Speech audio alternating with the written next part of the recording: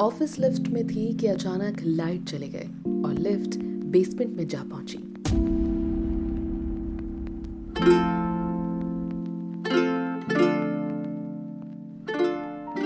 Lift के बंद होते ही पास में खड़ी लड़की ने मेरी बाजू पकड़ ली और पूछा, ये चल तो जाएगी ना? एक बार को हालत तो मेरी भी खराब हो गई थी, बट उस लड़की को मैंने कहा, डोंट वरी, अभी चल जाएगी। लिफ्ट का ऑटोमेटिक रेस्क्यू ऑपरेशन था, तो लिफ्ट धीरे धीरे ग्राउंड फ्लोर पर पहुंची और खुद ही खुल गई। हम तीनों लड़कियों ने राहत की सांस ली। वो दोनों लड़कियां सहमी हुई थी और भगवान का नाम लिए जा रही थी। डरी मैं भी हुई थी और मंत्र मैं भी पढ़ रही थी, पर यह सब किसी को दिखाई या सुनाई नहीं दे रहा था।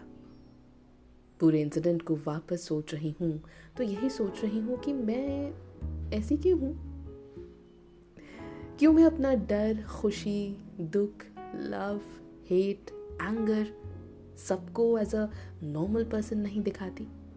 क्यों I become well composed and sorted in times of crisis? क्यों ऐसा करना मेरे लिए एब्सोल्युटली नॉर्मल है?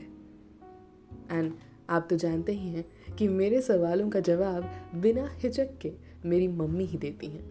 तो सवालों का पिटारा जब उनके सामने खोला तो तुरंत उन्होंने कहा, क्योंकि मैंने तुम्हें ऐसा सिखाया ही नहीं। I said what? क्या सिखाया नहीं? उन्होंने कहा, मैंने तुम्हें ये सिखाया नहीं कि अपने इमोशंस हर किसी को दिखा दो या बता दो। कभी नोट किया है कि तुम किस किस को अपने सारे इमोशंस दिखा देती हो आसानी से? मैंने कहा, आपको, पापा को और दीदी को। एंड शी सेड एग्जैक्टली, क्योंकि हम चार ही एक दूसरे के सीक्रेट कीपर्स हैं और हमको हमसे बेहतर कोई जान नहीं सकता।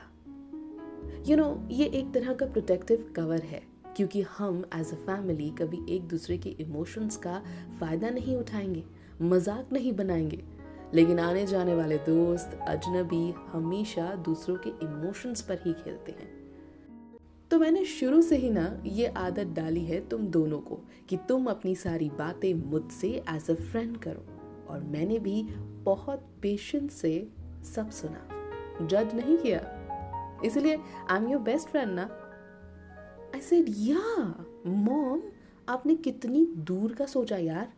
इसलिए तो तुम लोग किसी भी सिचुएशन को हैंडल करने की सोचते हो, ना कि कंफ्यूज होने की, क्योंकि जब फैमिली आसपास नहीं होती तब तुम इमोशनली नहीं, प्रैक्टिकली सोचते हो।